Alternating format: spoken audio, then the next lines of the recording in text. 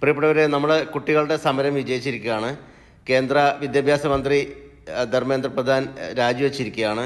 ഈ സമരം വിജയിക്കാനുള്ള മുഖ്യ കാരണം ഈ സമരം നടത്തിയത് നമ്മുടെ കുട്ടികളായതുകൊണ്ടാണ്. വിദ്യാർത്ഥികളും യുവജനതയും ചേർന്നാണ് ഈ സമരം നടത്തിയത്. അതുകൊണ്ട് മാത്രമാണ് 100% ഈ സമരം വിജയിച്ചത്. ഇത് ഒരു രാഷ്ട്രീയ പാർട്ടിയാണ് ഈ സമരം നടത്തിയതെങ്കിൽ ഇത് ഇങ്ങനെ വിജയം കാണുമായിരുന്നില്ല.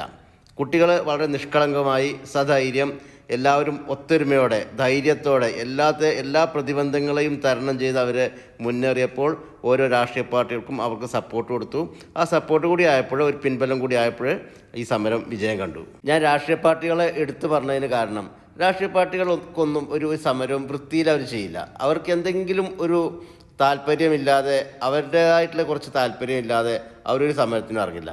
അതിൻ്റെ ഇപ്പോൾ ഒരു ഉദാഹരണം, ഞാൻ ഇന്നിപ്പോൾ ഈ സമരം ജയിച്ചതിന് ശേഷം ഒരു ഫേസ്ബുക്ക് പോസ്റ്റ് കണ്ടതാണ്. കണ്ടില്ലേ? ഇതാണ് രാഷ്ട്രീയക്കാർ. നേരെ മറിച്ച് ഈ സമരം മുമ്പിൽ നിന്ന് നയിച്ച ഒരു വ്യക്തിയുണ്ട്, അയാളുടെ ഒരു പോസ്റ്റ് കണ്ടു. അതുകൂടി നമുക്കൊന്ന് കാണാം.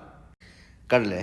അപ്പോൾ ഇതാണ് രാഷ്ട്രീയക്കാരും സാധാരണക്കാരും അല്ലെങ്കിൽ കുട്ടികളും അല്ലെങ്കിൽ യുവജനതയും ഒക്കെ തമ്മിലുള്ള വ്യത്യാസം.